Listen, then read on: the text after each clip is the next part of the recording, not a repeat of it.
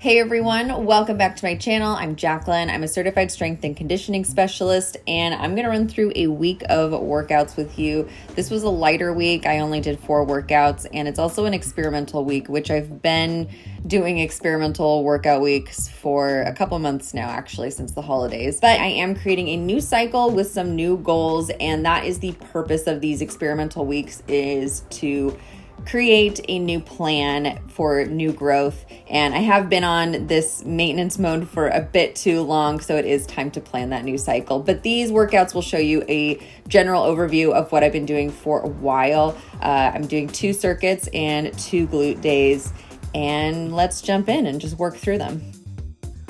Monday is a full body circuit day. My circuits operate the exact same pretty much every time I do them. I usually pick the type of workout that I'm doing, which today's a full body day, so I'm gonna need a balance of upper body and lower body exercises, but I don't always have the exact exercises picked out. So after the warm up, I usually will do a few repetitions of different things. The 4 exercises I ended up picking, the first one is a dead stop sumo squat, but you're using alternating arms. When you're picking that dumbbell off the ground, you're gonna switch arms. So this challenges the core stability, but you still need to maintain a neutral spine despite the imbalance. All lower body exercises do work your core, but this is going to challenge it in a different way because you're just using one arm at a time.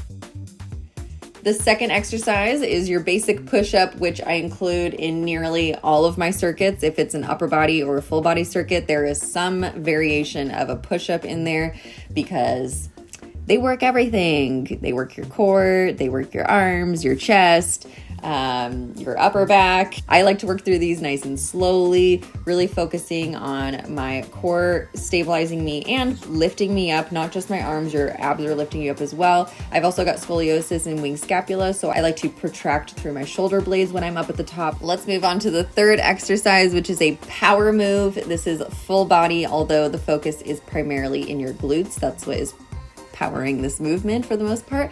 So I am doing a dumbbell swing, which normally you do with kettlebells. I don't have kettlebells, so I use dumbbells, and they've worked out great for me. I have progressed in my weight, so I'm using a much heavier weight that my upper body can't support as well. So that's why I keep that nice 90-degree bend in the arms. So if you're using a heavy dumbbell, you want to keep that bend in the arms when you do swings. Otherwise, you can extend your arms out a bit longer, still with a flexion in your elbows, but you can work the shoulders a bit more and make this truly a full body exercise. The fourth exercise is a tricep extension. You are going to be out of breath after those swings if you decide to do this circuit. So since you only get 20 seconds rest and you're going to be lifting those arms above your head, it is going to challenge your lungs a bit on top of burning out those triceps. So you're going to slowly lower that dumbbell and press up pretty quick on the way up without fully extending your arms. Keep that flexion in your elbows the whole time. Once those 4 exercises are done, I'm gonna rest for 2 to 3 minutes and then go back and repeat those 4 exercises 2 more times through. So these circuits are really great because they're usually under or around 30 minutes. It's a killer workout. You're getting your heart rate up and you're burning your muscles out with these endurance type of workouts. So let's jump into Tuesday. I also put a tan on, so that's why I went from super pale to some color, just FYI. Tuesday is a high volume glute day. So after the general warm up, I move on to my first exercise, which are semi-sumo RDLs. I'm warming up first with some dumbbells, and then I'm gonna move on to the barbell and start my sets there. So I always include some variation of a deadlift on my glute days because they do target the glutes. They also target the hamstrings and the muscles around your spine. However, they pretty much work everything here. And for semi-sumo Romanian deadlifts, my feet are about shoulder width apart, maybe a little bit wider, and then the toes are slightly angled out, knees in line with the toes. And the semi-sumo stance helps fire up the outsides of your glutes as well, so you'll feel those more in this position. Another exercise I always include on my glute days are hip thrusts because they primarily work your glutes. You are also working your hamstrings and your low back a little bit here, but it's not as taxing on your low back as deadlifts are. So you can load quite a bit more weight onto the bar when doing hip thrusts.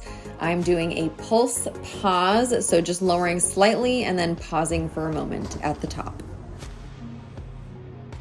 Single leg exercises are going to become a focus for me this year. I do have some bilateral asymmetry in both my upper body and lower body, so I'm stronger on one side than the other. Interestingly enough, on different sides of my body. So for my upper body, my right side is stronger than my left, and on my lower body, my left side is stronger than my right. And I do believe it has to do with my scoliosis. I am going to just be talking about my scoliosis all the time, but it is kind of a big deal for me correcting that issue as much as possible because I do experience daily pain from it. And I also want to be even on either side, you know, more balanced. And I went back and forth between single leg RDLs and B stance RDLs. Single leg RDLs are clearly going to challenge your balance a whole lot more, whereas the B stance RDLs are going to offer that little bit of support on the other leg while you can still focus on the single leg, but put more of that mind to muscle connection on your glutes. I find it easier to focus on my glutes with B stance versus the single leg. To finish off the workout, I did some burnouts. So I grabbed my resistance band and did some lateral walks, high repetitions of those, as well as some high repetitions of seated hip abductions.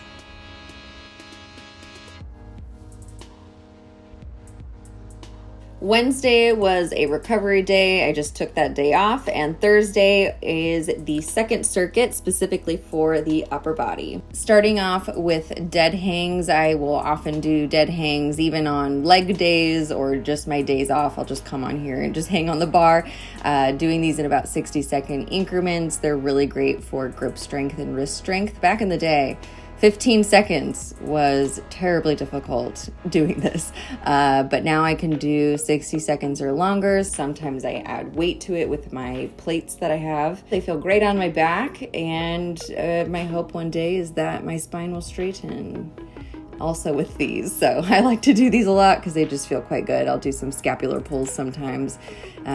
Every round is different. I just do what feels good. Following those, I moved on to pull-up negatives, lowering down to the count of 5 seconds. So when you jump up on the bar, you're lowering as controlled as possible, avoiding swinging so you keep that core control on the way down, and then jump right back up. These are also really great if you're trying to get into doing your first pull-up. Pull-up negatives and doing dead hangs are a great place to start.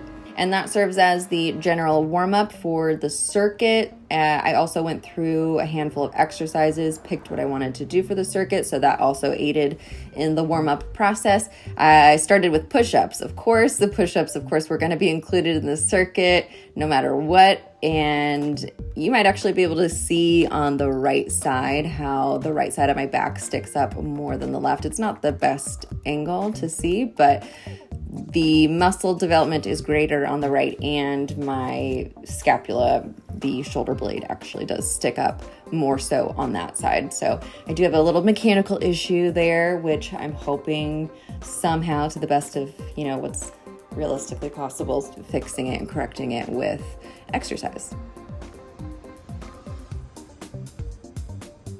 The next exercise was a bit of an experiment. I did a cross between a swing and a shoulder press. So what this ended up doing was kicking up my heart rate a little bit with the swing involvement. And then it also does burn your shoulders with the press.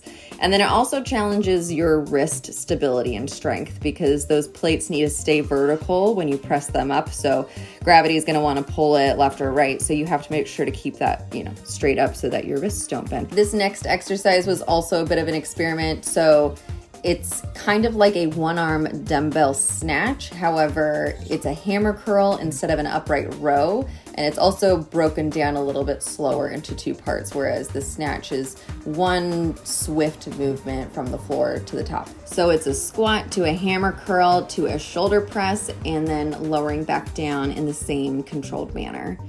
And this is where you can see the discrepancy in strength from the left side to my right side. The muscles around my left shoulder are not as strong, and so the movement isn't as fluid. And so that's what the benefit of this exercise is that hopefully I can catch up my left side to my right side. The fourth exercise is a tricep extension, which is the same exercise I finished off with on Monday's circuit.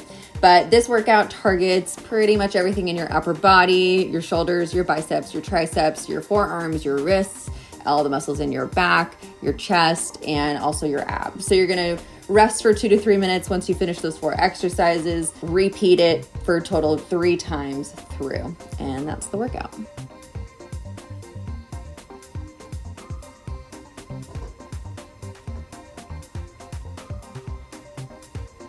And Friday is a glute day, starting with a heavy lift of barbell hip thrusts. So I started with some 5 slow repetitions just to warm up after the regular warm up, and then moved on to hip thrusts with a lower rep count.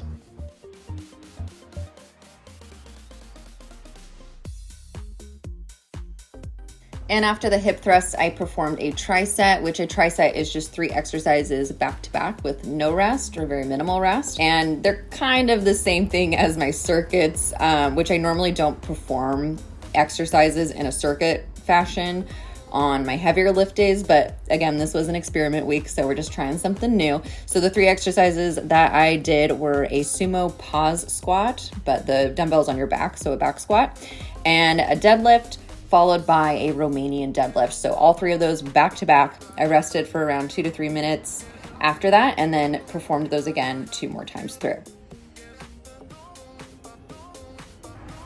To finish off this workout, I did some banded burnouts, and that concludes the week. I did not work out Saturday or Sunday, and this kind of cycle of experimentation is finally over now that we're mid-February actually, and I'm gonna start putting together a new plan for myself with some new goals and stick to it for, somewhere around, 4 to 8 weeks is about the range I do my cycles. So I will see you in the next video. Thanks for sticking around if you made it through the end. See you in the next one.